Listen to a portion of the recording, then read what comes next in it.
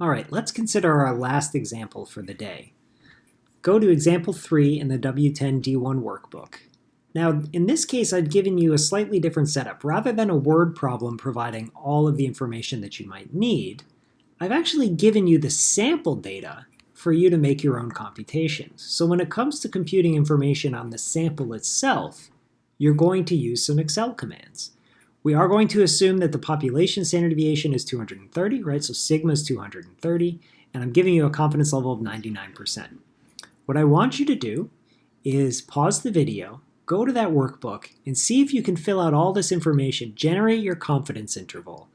And remember, for some of these things, you'll have to use Excel commands to do some computations. If you do this quickly and you think you got it right, try writing a nice summary sentence that describes what this confidence interval actually tells us. All right, go ahead and pause the video. Okay. So some of this stuff we can fill in directly. Sigma was provided immediately, and our confidence level, which I've been calling K, 99%, is also provided immediately. The sample information is stuff that we're going to have to compute using Excel. Remember that if we use the count function on A2 to B100, right, this is where our sample data falls. This is just going to give us our sample size. So in our case, we've collected 198 different observations. We can also look at the average from A2 out to B100, and this will give us our sample mean. So we'd have everything we need except for the critical value. What we're going to do here to get our alpha over 2, so 0.01, we can kind of do this in our head, would be the missing percentage. That would be our alpha value. We can divide this thing in half, and we'll get 0.005 is our alpha over 2 value. Remember, z alpha over 2, this critical value, is the area with 1 minus the alpha over 2 to its left. So we use norm.s.inverse, 1 minus that value.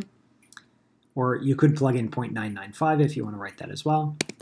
And now finally, we can create our margin of error. Remember, it's critical value times population standard deviation over square root of our sample size.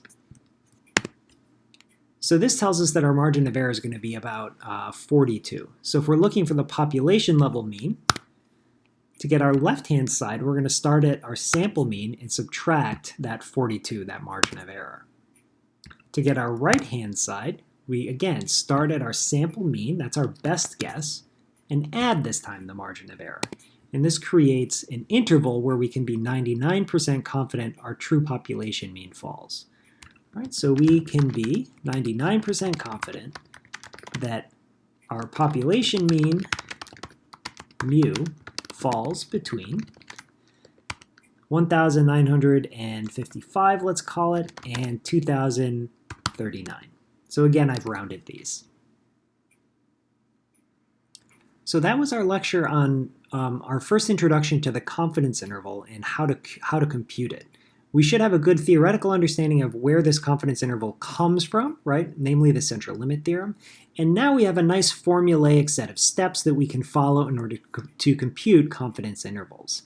What we're going to see over the next couple lectures is some slight modifications to this confidence interval process so that we can adapt the confidence intervals we compute to different types of situations.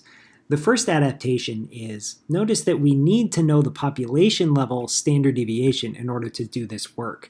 Now, it's very uncommon that we know that ahead of time, so we're going to see an adaptation that still allows us to compute a confidence interval, but relaxes this assumption that we know our standard deviation.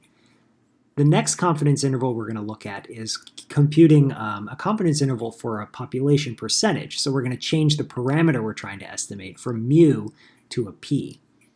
With these two, we're going to end our confidence interval discussions, and we'll start with hypothesis testing afterwards. All right, good work today.